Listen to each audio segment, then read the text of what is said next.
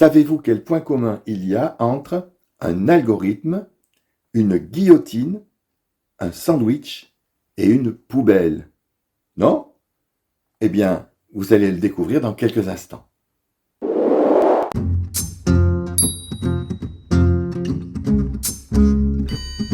De nos jours, on entend de plus en plus parler des algorithmes.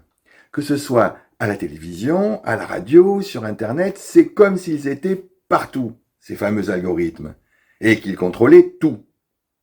Mais pour beaucoup d'entre nous, un algorithme reste une sorte de boîte noire mystérieuse.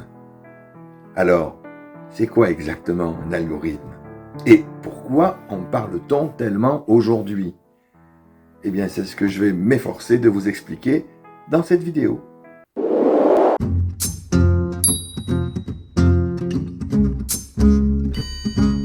Pour bien comprendre ce qu'est un algorithme, commençons par quelque chose de très simple, comme préparer une tasse de thé. Oui, faire du thé, tout simplement. Il s'agit d'une série d'étapes bien précises que vous suivez chaque fois que vous voulez préparer un thé. Eh bien, vous voyez, ça, c'est un algorithme, ni plus ni moins. En effet, préparer une tasse de thé consiste à chauffer l'eau, mettre le sachet de thé, verser l'eau, attendre, ajouter du sucre et du lait. Eh bien, cette suite d'instructions, c'est déjà un algorithme. Alors bien sûr, on peut sophistiquer un peu. Par exemple, en prévoyant de questionner le destinataire de la tasse de thé sur le point de savoir si les processus sucre et lait lui conviennent ou non. Ou encore, s'il préfère qu'on remplace le sachet de thé par un sachet de tisane. Ou encore qu'on aille chercher des plantes appropriées dans le jardin, que sais-je encore. Comme vous le voyez, les possibilités de sophistication sont pratiquement infinies.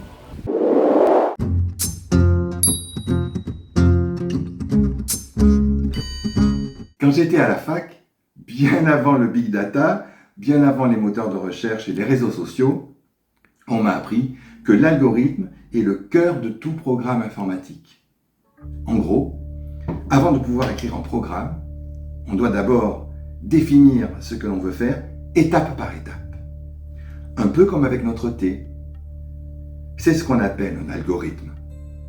Par exemple, pour trouver le plus grand nombre dans une liste, l'algorithme pourrait être commencer par le premier nombre, le comparer tour à tour aux autres et garder en mémoire le plus grand.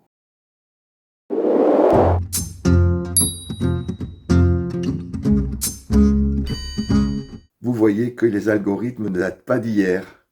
Mais au fait, connaissez-vous l'histoire du mot algorithme? Le terme algorithme dérive du nom du mathématicien perse Al-Khwarizmi, qui a vécu au IXe siècle.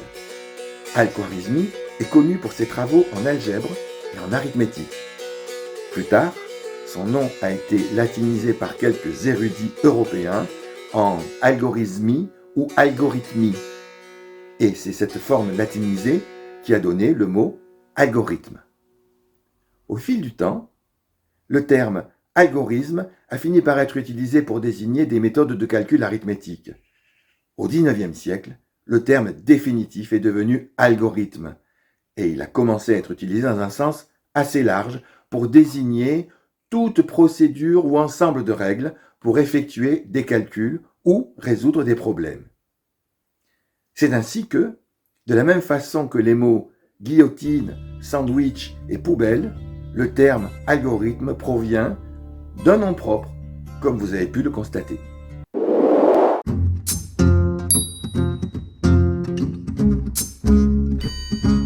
Prenons un exemple plus proche du monde réel. Imaginez un script qu'un téléopérateur utilise pour vendre un produit. Eh bien, il suit un algorithme. Il commence par dire bonjour, puis pose une question fermée, du style « Êtes-vous satisfait de votre opérateur téléphonique ?» Si vous répondez oui, il vous propose une amélioration, et si vous répondez non, il vous propose une solution. Eh bien, ce script, c'est un algorithme. Notons que le plus souvent, en pareil cas, pour des raisons pratiques, les algorithmes ont été convertis en schémas communément appelés organigrammes. Vous savez, c'est lorsque les formes géométriques sont reliées par des flèches. Ce genre de papier. Voilà ce que notre téléopérateur a sous les yeux, schématiquement bien sûr.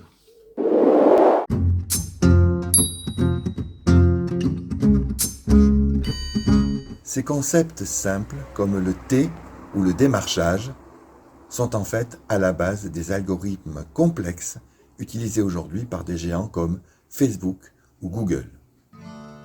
Facebook, par exemple, utilise des algorithmes pour décider ce que vous verrez dans votre fil d'actualité, en fonction de vos likes, de vos commentaires, de vos partages.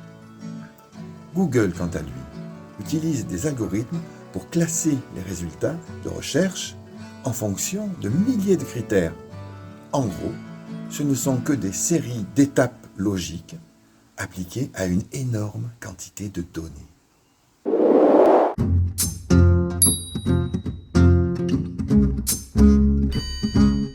J'ai remarqué une chose. Il existe parfois une confusion entre les notions d'algorithme et de programme. Essayons de clarifier un petit peu ce point. Un algorithme est une série d'instructions ou de règles définies pour résoudre un problème ou accomplir une tâche précise. Il est indépendant du langage de programmation et peut être décrit de manière abstraite, souvent sous forme de pseudocode ou de diagrammes de flux. Un algorithme est le plus souvent écrit en langage naturel, par exemple en français pour du personnel francophone. Un programme, c'est l'implantation concrète d'un algorithme dans un langage de programmation spécifique. On l'appelle également code source.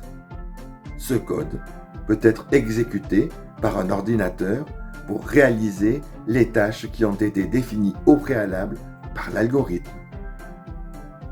Les informaticiens connaissent bien le distinguo qui est fait entre ces deux notions bien complémentaires. On les retrouve d'ailleurs dans certains intitulés de fonctions comme analyste programmeur par exemple.